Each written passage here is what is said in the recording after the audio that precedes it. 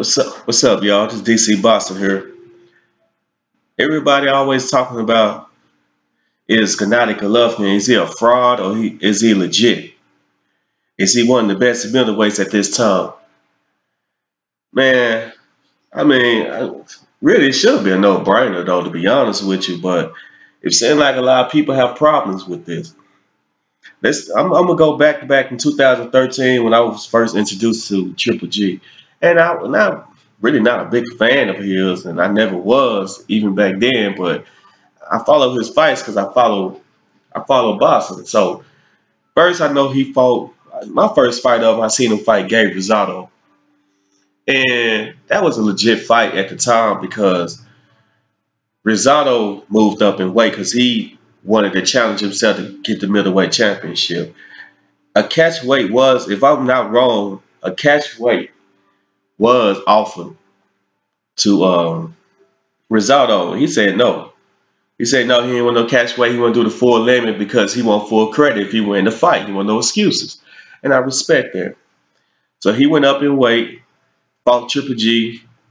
I think what, he lasts until I don't know, what's it at? Seventh round, eighth round? I don't know.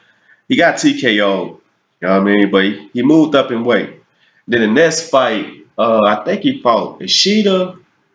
I didn't see that fight. I think that's the fight HBO were being some assholes, and it was like, nah, we can't show the fight because the venue. This time out the venue was too small or something, so they didn't show the fight or something. So I missed that fight, but I know he won by KO. I seen the highlights though. I know he slept him, and I think he put him to sleep. He put Ishida to sleep. But I did see the Matthew Macklin fight.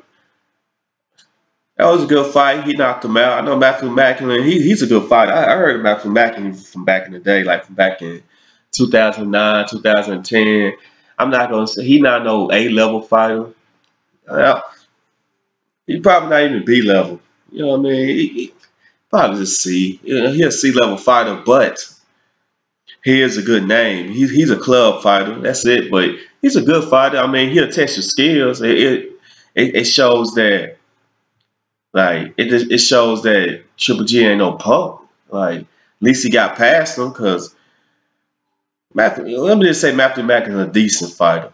Now Curtis Stevens. Now at the time of the Curtis Stevens fight, I didn't know too much about Curtis Stevens. Like, and to this day I still don't. I just know he fought on ESPN a couple times, and I don't know too much about him. So I'm not really gonna big him up because to me Curtis Stevens ain't really. He's a C-level fighter too, like Curtis Stevens, and a lot of people say he hit hard and stuff like that. But yeah, but he can be outboxed easy, like real easy. Another C-class fighter can outbox him. Like it don't take much to beat Curtis Stevens, but I think he beat Curtis Stevens. He was just only had two losses at the time. It was 203. Maybe, yeah, probably two or three losses at the time. So at the time when he caught him, it was a good fight. You know what I mean? It was a title defense, and he was a ranked fighter. So people got to remember that Matthew Macklin, Curtis Stevens, they was ranked in the sanction about it for his belt. Now Rosado, he wasn't ranked, but I mean at this time Rosado was just challenging all champions. So if you're gonna you're gonna discredit Rosado on Golovkin record, you need to discredit Rosado on Peter Quillen record, uh, the Charlo record. I mean everybody beat up Rosado. Rosado just he's a gatekeeper. He let you know that it's a fighter ready to move up or not. Like to be honest with you, so that was a good thing that he started out with Rosado. But anyway, it was a good win. Curtis Stevens a good win. It was a decent win. I'm gonna take that back. It was decent, but he was ranked, so it's best to get rid of him. I think it was Daniel Gill next. He beat Daniel Gill. Now, it was a real credible name, real credible. I think that at the time Daniel Gill only had one loss, and this name, I mean, Triple G should get credit for this fight. Like, yeah, Daniel Gill, he probably not B class or none of that, but you need another you need another fighter to prove that he's not B class or C class or A class. You know what I mean? And at this time, we didn't know Triple G was A class, so we cannot take this day a year away from him because Triple G was still moving up in classes, in grades. You know what I mean? He's still moving up, so he was still getting the crowd respect. So beating Daniel Gill is a good win because yeah, now we can look at Daniel Gill as a C class fighter or B class fighter, but Triple G wasn't a A class fighter yet. He wasn't known as one yet, so he needed his wins. Credible win, man. That was a good win. Now he fought Rubio. Now I guess it was a stay busy fight. I'm not gonna really down talk him. It was a stay busy fight, but it was a good stay busy fight. It could have been a lot worse, and we seen worse. But it was a stay busy fight, man. I'm not gonna really discredit it. At least it wasn't on pay-per-view. Let's be happy for that. So he was just staying busy. I think it was only a couple months after he beat Daniel Gill, so it was a stay busy fight, man. I'm not for real. It was all right. Busy fight. Stay busy. Then Martin Murray. Now now this was a good win. This win is credible. Yeah, we don't think too much of Murray now. Yeah, we don't think too much of him now. We probably didn't think too much of him then.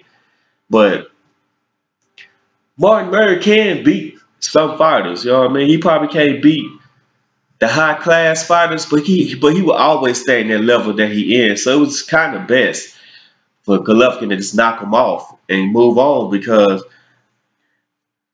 eventually Martin Murray will. He eventually if Triple G would never fought Martin Murray. Eventually, man, he would have became Triple G mandatory. Eventually, because Martin Murray is good enough to become a mandatory. So it was kind of best to get rid of the dude. So it was a good win. Good win. Now, Willie Monroe, hey, Willie Monroe did win one of them tournaments on ESPN, what they call it, Bacino. Hey, man, it is what it is. And I remember watching that tournament. They did promise the winners of the tournament that they could get a big fight by winning the tournament. And he got his big fight. Triple G was his prize. And it was up to him. He earned that fight because that was his prize. It was promised to him. Dude won the tournament. So we always talk about we want a new tournament. We got this tournament. Well, Willie Monroe won the tournament. So he got his shot. He failed. Triple G prevailed. So that's a good win for Triple G. He gave the underdog a shot. He gave him a shot. He could have easily said he make me no money. I don't care. He want to turn. He gave him a shot, man. I respect that. Cause if you was a fighter up on the rise, you want the champion to give you a shot. So he gave him a shot, man. And that was good, man. Good fight. Now the David Lemieux fight, man. To me, David Lemieux is not really a good fighter, but he was a champion at the time. You can't discredit champions or title holders. Triple G job is to clean up the division. That's his job. Lemieux grabbed that belt. Triple G took it from him. I don't care that David Lemieux didn't get a defense in. He don't have time. He don't have that luxury to defend his belt. Because Triple G claimed he's the middleweight kingpin. He's the champion. So yeah, it's Triple G's job to take that belt from him. He don't have to sit around and let this man defend his titles to hype up the fight. No, you take that belt. He said he's the only champion in the division. So no, personally, I don't think David Lemieux is a good fighter, but that man had a belt. Triple G took it. Good win. A credible win. Dominic Wade fight. Man, I didn't even bother watching this fight. I'm going to be honest with you. I just watched the highlights. But Dominic Wade wasn't mandatory. We always talk about people not fighting in mandatories, and Triple G got rid of them. So we should be happy about that. Now the Kell Brook fight. The most notable name on this list, but we don't know he the best fighter on this list yet. Kell Brook hasn't fought everybody yet. Like he ain't fought none of the top welterweights besides Sean Porter. So The Kell Brook fight, that's the only fight. He was undefeated, yeah. That's the only fight I have a problem with on Triple G record. Because he is a welterweight, and I feel like Triple G shouldn't have wasted time.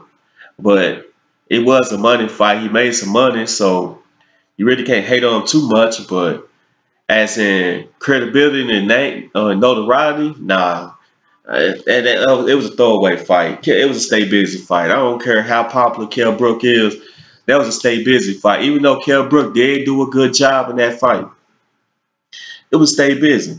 So, okay, out of all them names I named out, and people still call this man a fraud, he gonna get beat. Right now, to me, to be honest with you, my opinion on it, because I really can't change other people's opinions. My opinion on it, he is the best heavyweight. I mean, I'm sorry, y'all. So I'm thinking about reading this damn article, Deontay Wilder out here and shit. But talking about his hand and shit. But anyways, Golovkin is the best middleweight. He is. He's the best middleweight. He's been the best middleweight for the past 6 years. Triple G is going through the same thing that Roy Jones had to go through, Marvin Hagler had to go through, and a little bit of Bernard Hopkins had to go through this. The middleweight division has never been that deep. They always only been one or two top guys, and that's it. And then they just dominate the rankings. I mean, because the middleweight division don't have too many eyes on it. It's always been one or two superstars. People always said Roy Jones was fighting bums in middleweight. People did say this. Triple G is doing the same thing. He going through the same route. So if you saying Triple G fought all nothing, fighting nothing but bums and B-level fighters, well, Roy Jones fought the same fought B-level fighters too. And that's it. Bums and B-level fighters. But you can't say that. I'm not saying that. Roy Jones Jr. is one of my favorite fighters. I grew up on him. He one of my favorite fighters, man. I wish dude would retire, man. I really wish he would, but anyway, it's about Triple G. Triple G, I don't know, man. He's not no fraud. He's legit. Dude legit. And now people defend want to say, oh, why won't he move up? It's middleweight cleaned out, why won't he move up? Well, why should he? If he can still make the weight. He trying to clean up the division. If that man want to be undisputed at middleweight, let that man be undisputed at middleweight. You know what I mean? It's not that serious, man. Well, why people want to see him lose so bad? Like, I'm not even a Triple G fan. Like, I really don't. I'm not a fanboy of no fighter. You know what I mean? Like, he cool. Like, I watch his fights when I can. When it's accessible, I watch it. When it's not, I won't go out my way. Like, you know what I mean? So, but saying all this, he move up and fight Andre Ward and all this, like, for what? Like, yeah, he can do that. I wouldn't stop him. I wouldn't protest it. But I'm not going to urge him to do it neither. Like, Triple G doing his job, man. Triple G is legit. He's a legit fighter. He's, to me, if I rank him, I'm going to rank him as A-class fighter. An A-class middleweight at this moment. As his career, as it is right now, he's an A-class middleweight. And if he beat Danny Jacobs, it's certified. Like, well, what about Canelo? Shit, I don't know. Should he beat Canelo too? Well, if he beat Danny Jacobs, I know for sure he's an A level fighter. Now Canelo, man, they say he's a true middleweight champion. I don't know, man. He went down and won the 154 title. To me, that should be not eligible anymore. Like right now, Danny Jacobs and Triple G, they should be fighting for the Lionel middleweight championship because Canelo already went down in weight. He already grabbed the 154 title. He shouldn't even have that middleweight prestige championship on him like that, man. Like, so yeah, okay. So you know what? I'm gonna take Canelo out the equation. I'm gonna go back to it. If he beats Danny Jacobs, he is the #1 middleweight, and there's no denying it. It doesn't matter if he beat or Canelo or not, because Canelo need to prove. Because after Triple G beat Danny Jacobs, Canelo got to prove that he's the number one middleweight by beating Triple G. Triple G don't have to beat Canelo to prove he's the number one middleweight. That's what I mean by that. So, to answer the question, Triple G legit, man. He's a good fighter, A-level, A-level middleweight. If he move up to 168, I believe he'll dominate somewhat, but probably not in as fashion as he is now. Because some super middleweights is about 6'2", 6'1". If he move to light heavyweight, we'll have like a little Roy Jones thing going on. Because I feel like Triple G will get knocked out light heavyweight. The dude not that tall, so. But I feel like he shouldn't even have to go that high anyway. I think his career is good enough as it is to stand in middleweight and go to super middleweight. And that's it. But Triple G legit. He ain't no bum. He don't fight nothing but bums. That's not true. Because the sanction bodies rank these middleweights and he just knock them off. He doing his job as a fighter. And to answer people questions that asking about is Triple G ducking Canelo or Canelo ducking Triple G? Let me say it like this, man. It's nothing but business. And you want to be real about it, they ducking each other. But I think Canelo got more business sense than Triple G. Triple G management team is ducking Canelo. Triple G's not ducking Canelo. If Triple G promoter came to him right now and said, "Hey man, we're gonna take this $10 million offer that Canelo's doing," Triple G's not gonna protest it. All he gonna say is, "Hey, that's how you feel. Hey, that's what you want to do." He gonna say, "Yeah, give me the paper." Triple G gonna sign the contract. Triple G is not worried about that. He just respect and honor his management team. Think about his promoter and his management got him out of poverty. They got him out the slums. He trusts these people with his heart. He trusts them. Y'all need to understand this, man. So Triple G is not ducking anyone. He trusts his management. He listens to his management. The management give him a piece of paper and say, "Make this fight," he gonna make the fight. If the management tell him that, "Hey, we're gonna duck this fight for now because we'll get some more money later," he gonna listen. He respect his management, man. And that's really how it is, man. Triple G not ducking anyone. He ain't ducking anyone. Now, Canelo, he's a little different. He got more business sense than Triple G. Now, Canelo will duck someone just for business reasons only. Canelo's not scared of anyone. He would just duck you for business reasons, and that's it. But that's my thoughts on Triple G, man. Triple G legit. He ain't no fraud. He ain't no bum. He don't fight nothing but bums. He a good fighter. I mean, yes, he do got fanboys, but who cares? Don't let the fans ruin your experience with a great fighter. Because at the end of the day, they winning. You let the trolls and these fanboys win and stuff like that, and these haters. Like, who cares what the haters say? You know what I mean? So who cares, man? But it's DC Boxing, man. Triple G legit, man. I'm out.